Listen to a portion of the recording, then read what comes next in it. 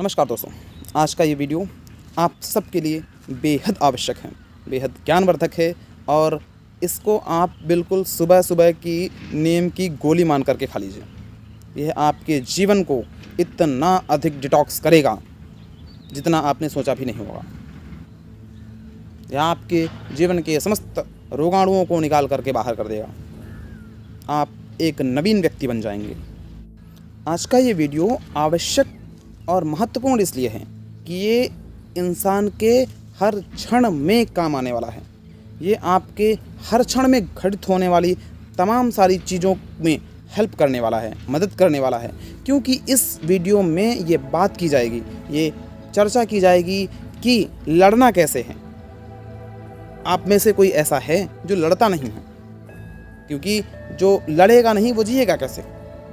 तो इस वीडियो में ये बात की जाएगी कि लड़ना कैसे है, सीखना कैसे है, जीतना कैसे है और सोचना कैसे है। इन सब के बिना क्या आप जीवन की कल्पना कर सकते हैं? मुझे तो बिल्कुल भी नहीं लगता कि एक सफल, एक समृद्ध जीवन की कल्पना मात्र भी इन सब के बिना की जा सकती है। इस वीडियो में हम चर्चा करने वाले हैं कि अपने जीवन को असफलताओं की बजाय सफलताओं की तरफ कैसे मुड़ा जाए, कैसे जीवन को सीधे सीधे 180 डिग्री में डाइवर्ट किया जाए, कैसे हम अपनी सोच को समस्या उन्मुख होने के बजाय समाधान उन्मुख बनाएं। जीवन एक ऐसा रंगमंच है जिसमें हर क्षण, हर दिन, हर समय समस्याएं मुंह बाएं खड़ी रहती हैं। हर क्षण आपके पास, हर दिन आपके पास नई नई समस्याएं आती हैं और वो आपको समाधान प्राप्त करने के लिए विवश करती हैं। तो मुस्कुरा करके इन समस्याओं का समाधान जो जितना अधिक प्राप्त करता है, जितनी अधिक समस्याओं का समाधान प्राप्त करता है, जीवन रंगमंच में वह उतना ही बेहतर, उतना ही उत्कृष्ट खिलाड़ी और अभिनेता माना जाता है। तो आज की इस वार्ता को हम आगे बढ़ाएंगे और इस पूरी वार्ता को पूरा करेंगे 2 कहानियों के माध्यम से। उनके माध्यम से यह समझाने का प्रयास करेंगे, आपको यह अवगत कराने का प्रयास करेंगे कि इस जीवन में नज़रिए का महत्व क्या है और अपने नज़रिए पे काम करके उसे सकारात्मक बना करके, उसे समाधान उन्मुख बना करके हम कैसे एक समृद्ध, सफल और संतुष्ट जीवन प्राप्त कर सकते हैं। पहली कहानी, यह कहानी एक चरवाहे और एक राक्षस की है, डेविड और गोलियत। डेविड जो कि एक चरवाहा है, एक 17 वर्षीय चरवाहा, और गोलियत जो कि एक विशाल राक्षस है। उसका भय, उसका आतंक एक गांव में, एक कस्बे में फैला हुआ था। वहाँ के लोग उससे डरते थे। उसे संतुष्ट रखने के लिए और इसलिए कि वो राक्षस लोगों को हानि न पहुँचाए, उससे बाकायदा समयानुसार निश्चित रसद पहुँचाई जाती थी ताकि वो संतुष्ट रहे और किसी पर हमला ना करे। तो डेविड जो कि एक 17 वर्षीय चरवाहा होता है, एक बार अपने घर वालों से मिलने आता है। तो वो जब इन परिस्थितियों को लगातार लंबे समय तक चलते हुए दिखता है, तो वो अपने भाइयों से पूछता है, अपने घर वालों से, अपने मित्रों से पूछता है कि आप लोग इसे मार क्यों नहीं देते। तो उसके मित्र और उसके भाई ये जवाब देते हैं कि तुमने देखा नहीं वो कितना विशाल है, उसे मारना कितना कठिन है, उसे मारा नहीं जा सकता, वो बहुत विशाल है। इस पर डेविड ने जवाब दिया कि ऐसा नहीं है कि उसकी विशालता की वजह से उसे मारा नहीं जा सकता, बल्कि ऐसा है कि उसकी विशालता की वजह से उस पर जो भी निशाना लगाया जाएगा वो चूकेगा नहीं। और इस प्रकार से बाइबिल में बताई गई इस कहानी का अंत इस प्रकार होता है कि वे बच्चे वो डेविड अपने उन्हीं छोटे साथियों के साथ मिलकर उस विशालकाय राक्षस को, जिससे कि पूरा समाज आतंकित था, केवल अपनी अपनी गुलेलों को लेकर के मार डालते हैं। दूसरी कहानी, ये कहानी एक पिता और उसकी 2 संतानों के बारे में है। एक व्यक्ति जो कि एक पिता भी था, वो शराब पीने का बहुत अधिक आदी था। वो प्रतिदिन शराब पीता था और घर आकर के अपने पत्नी के साथ मारपीट एवं गाली गलौज करता था। उसके 2 छोटे बच्चे इसी वातावरण में बड़े हुए।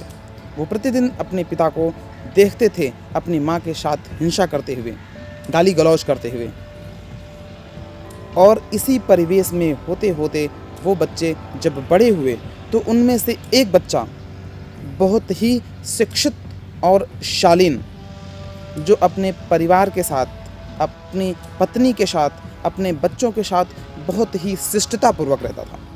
जबकि दूसरा बच्चा, वही बच्चा जो उस पुराने वातावरण में बड़ा हुआ था, वो भी अपने पिता की ही तरह वैसा ही शराबी और अपने बच्चों और पत्नी के साथ वैसी ही मारपीट और वैसी ही हिंसा करता था। यह एक रोचक प्रसंग था। तो लोगों ने इस बारे में जानने के लिए कि आखिर ऐसा कैसे होता है, कैसे हो सकता है कि एक ही पिता की 2 संतानें अलग अलग रास्ते में एक ही वातावरण में होने के बावजूद जाती हैं, तो उन दोनों को बुला करके अलग अलग उनसे अपने ज़िंदगी के बारे में, अपनी परिस्थितियों के बारे में राय मांगी गई। उनमें से पहले पुत्र को जब बुलाया गया और उससे पूछा गया कि आप ऐसा क्यों करते हैं, आप अपनी पत्नी के साथ मारपीट क्यों करते हैं, आप उसे क्यों गाली देते हैं जबकि वह आपकी पत्नी है, आप अपने बच्चों के साथ मारपीट क्यों करते हैं, उन्हें गाली क्यों देते हैं, उन्हें शिक्षा के लिए स्कूल क्यों नहीं भेजते, और आप इतनी अधिक शराब क्यों पीते हैं और पीते ही क्यों हैं, आप अपनी आय का एक बड़ा अंश केवल शराब पीने में देते हैं। तो उसने जो जवाब दिया वो बेहद स्वाभाविक था। उसने कहा कि मेरे पिताजी भी ऐसा ही करते थे, तो उनके साथ रह करके मैं इसके अतिरिक्त और क्या सीख सकता था। मुझे तो ऐसा होना ही था, और अपने इस प्रकार के होने के लिए मैं स्वयं उत्तरदायी भी नहीं हूँ, क्योंकि उसके अनुसार उसके पिता ही उसको इस प्रकार का बनाने के लिए उत्तरदायी थे। ठीक इसी प्रकार उसके दूसरे भाई को भी बुलाया गया और उससे भी पूछा गया कि आप इतने शिष्ट शालीन कैसे हैं, जबकि आपका एक भाई इतना दुष्ट है। वो ऐसी ऐसी हरकतें करता है कि उसके परिवार वाले, उसके पत्नी उससे इतना परेशान रहते हैं। जबकि उसके उत्तर के अनुसार आप भी उसी पिता की संतान हैं, आपने भी वही सारी परिस्थितियाँ देखी हैं, वही सारी चीज़ें देखी हैं। तो उस व्यक्ति ने जो जवाब दिया वो हृदय को स्पर्श करने वाला था। उसने कहा कि मैंने देखा है अपनी माँ को रोते हुए, मैंने देखा है उसे परेशान होते हुए, मैंने देखा है अपनी माँ को ये बोलते हुए, ये सोचते हुए कि न जाने किस दिन ये सुधरेंगे और मेरा जीवन थोड़ा अच्छा होगा, मैं थोड़े दिन, थोड़े समय सुख के साथ जी पाऊंगी। और ऐसे ही सोचते सोचते मेरी माँ इस दुनिया से अलविदा कहकर चली गई, जबकि वो खुशी के 2 क्षण भी जी न सकी। तो ऐसे में मैं वही कार्य कैसे अपनी पत्नी और अपने बच्चों के साथ दोहरा सकता हूँ। मुझे तो ऐसा ही होना था। मैंने ये सारा कुछ अपने पिताजी से ही सीखा है।